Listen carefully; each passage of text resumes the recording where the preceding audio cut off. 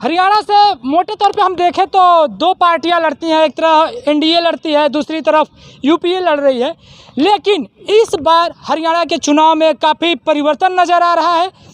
NDA और UPA के अलावा अगर हम भीतर खाने थोड़े डिटेल में जाने की कोशिश करें तो एएसपी और जेजेपी जो चौटाला परिवार की पार्टी है और आज़ाद समाज की पार्टी है, जो चंद्रशेखर आज़ाद की पार्टी है, दूसरी तरफ इनेलो और बीएसपी, लगातार ये दो गठबंधन इधर से और एक यूपीए का गठबंधन और दूसरी तरफ एनडीए का गठबंधन, एक तरह से चार गठबंधनों का एक चुनाव हो रहा है। आम आदमी पार्टी भीतर खाने चुनाव प्रचार कर रही है, हालांकि अरविंद केजरीवाल जी जेल में हैं।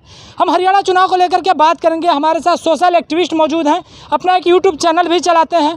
क्या कहना चाहेंगे हरियाणा चुनाव को लेकर के? पिछली अन्य चुनाव से इस बार क्या परिवर्तन देखते हैं?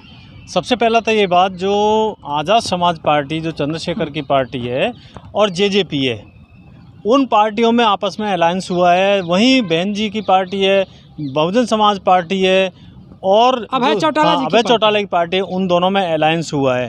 तो थोड़ा त्रिकोणीय माहौल बन गया है। उधर कांग्रेस में भी दो फाड़ नहीं 3 फाड़ हो रहे हैं। इधर कुछ लोग वहाँ तीन आदमी कैंडिडेट सीएम कैंडिडेट मतलब चेहरा पब्लिक देख रही है, पार्टी देख रही है। लेकिन वहीं कांग्रेस ने अनाउंस कर दिया है कि कोई भी एमपी एमएलए का चुनाव नहीं लड़ेगा, कोई भी विधायक का चुनाव नहीं लड़ेगा। इसलिए आप या तो दीपेंद्र हुड्डा ले लीजिए, चाहे वो सुरजेवाला ले लीजिए, चाहे वो कुमारी शैलजा ले लीजिए। ये जो सीएम कैंडिडेट के चेहरे थे, अब उदासी हो गई उनके चेहरों पर। अब ये कांग्रेस के सीएम कैंडिडेट बताएंगे। हालांकि कांग्रेस हाईकमान ने ये कह दिया कि सीएम चेहरा बनाने के लिए किसी विधायक की ज़रूरी नहीं है, यदि वो एमपी है तब भी सीएम चेहरा बनाया जा सकता है, यदि विधायक दल उसके साथ है तो। इसमें एनडीए की और ख़ास करके हम चंद्रशेखर आज़ाद की बात करेंगे। एक नए चेहरा हैं, लोकसभा में पहली बार पहुंचे हैं, यूपी से बाहर। हालांकि उन्होंने कई चुनाव लड़ा है, राजस्थान में, मध्य प्रदेश में, बिहार में भी उन्होंने चुनाव लड़ा। लेकिन ये चुनाव कुछ खास है क्योंकि इससे पहले उनके पास ना तो कोई लोकसभा कैंडिडेट था, ना कोई विधानसभा कैंडिडेट था। हरियाणा पहला चुनाव है जो कि इस विधानसभा चुनाव से पहले उनके पास एक लोकसभा कैंडिडेट है, एक चेहरा है। क्या कहना चाहेंगे आज़ाद समाज पार्टी को लेकर के? देखो, राजनीति में सबसे ज़्यादा प्रैक्टिकल चलता है और चंद्रशेखर भाई भी प्रैक्टिकल कर रहे हैं हरियाणा में। हालांकि कहने वाले ये भी कह रहे हैं कि जी वो मायावती को और चंद्रशेखर को आपस में अलायंस करना चाहिए, लेकिन वो राजनीतिक पार्टियाँ अपने तरीक़ा से खेल रही हैं। बहन जी अपने तरीक़ा से खेल रही हैं, आज़ाद समाज पार्टी अपने तरीक़ा से खेल रहे हैं। कुछ लोग ये भी कह रहे हैं कि जी मतलब जो बहुजन समाज की दो पार्टियाँ वो मिलकर लड़ सकती हैं और दोनों को एक हो जाना चाहिए। लेकिन मैं उनसे ये कहना चाहूँगा कि ज़रूरी नहीं है कि मिलके लड़ें।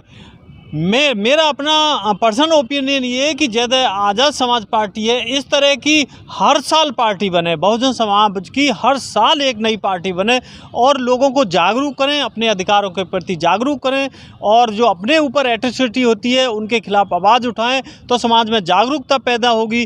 कई लोगों को आप रूरल एरिया में देखोगे, उनको पता ही नहीं है कि बहुजन समाज पार्टी है, आज़ाद समाज पार्टी है, उन्हें किसको वोट देनी है। वो या तो कांग्रेस को वोट देते हैं अनभिज्ञ इसलिए, या फिर बीजेपी को वोट दे देते हैं। हालांकि कुछ राजनीति कांग्रेस बीजेपी की भी है, क्योंकि जिस तरह से अमेरिका के पूरी दुनिया में सीएए के एजेंट होते हैं, ठीक उसी तरह CIA के जो एजेंट होते हैं, ठीक उसी तरह से RSS के हर पार्टी में, यहाँ तक कि चाहे आज़ाद समाज पार्टी ले लो, चाहे बहुजन समाज पार्टी ले लो, चाहे जेजेपी ले लो, चाहे इनेलो ले लो, कोई भी पार्टी, चाहे कांग्रेस पार्टी ले लो, हर पार्टी में उनके एजेंट बैठे हैं और सारी रिपोर्ट देते हैं और इस तरह से वो अपनी भूमिका बनाते हैं, अपनी रणनीति बनाते हैं। इस तरह से आप देख रहे हो हरियाणा चुनाव के चलते एक वो है कंगना रनौत है, वो ऊट पटांग बयान दे रही है, वो सब बीजेपी पार्टी करा रही है। मैं चंद्रशेखर आज़ाद पे थोड़ा प्रकाश डालना चाहूँगा। चंद्रशेखर आज़ाद 20 सीटों पे लड़ रहे हैं, हालांकि कंफर्म नहीं हुआ है कि वो 20 सीटें कौन सीटें होंगी। आपको क्या लगता है 20 सीटों में क्या कुछ सफलता हासिल होगा? 70 सीटों पे जेजेपी जननायक जनता पार्टी लड़ रही है, जो दुष्यंत चौटाला साहब की पार्टी है, तो क्या प्रभाव पड़ेगा? पिछली बार 10 सीटें थी दुष्यंत चौटाला के पास, जो बीजेपी के साथ मिलकर लड़े थे। इस बार क्या देखो देखते हैं। दो पार्टी हैं, आज़ाद समाज पार्टी है और जेजेपी है। अब उन दोनों में क्या अलाउंस हुआ है कि 20 उन्होंने लेनी है और 70 उन्होंने, हालांकि ये तो अनाउंस हो गया कि 20 सीटों पे आज़ाद समाज पार्टी लड़ेगी और 70 सीटों पे जेजेपी लड़ेगी। लेकिन ये अभी क्लियर नहीं हुआ कि कौन सी पार्टी कहाँ से चुनाव लड़ेगी।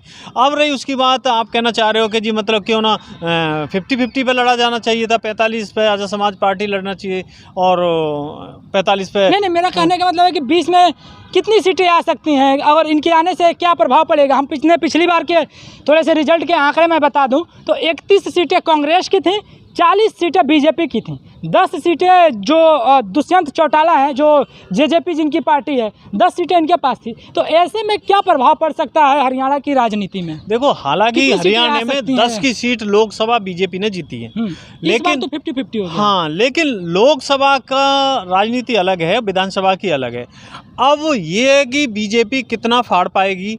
जिस तरह से आज़ाद समाज पार्टी, आप कह रहे हैं कि मतलब कितनी सीट ले पाएगी। बीजेपी का जो कोर वोटर है वो बहुजन जो वोटर है, जो दलित वोटर है, SC ST OBC का जो वोटर है, उससे ज़्यादा बीजेपी का वोट नहीं है। यदि कुमारी शैलजा को यदि हरियाणा में CM कैंडिडेट नहीं बनाते हैं तो जो भी दलित SC ST OBC का वोट है वो आज़ाद समाज पार्टी को पड़ेगा और उधर जाट बहुल्य है तो जाटों का भी वोट पड़ेगा।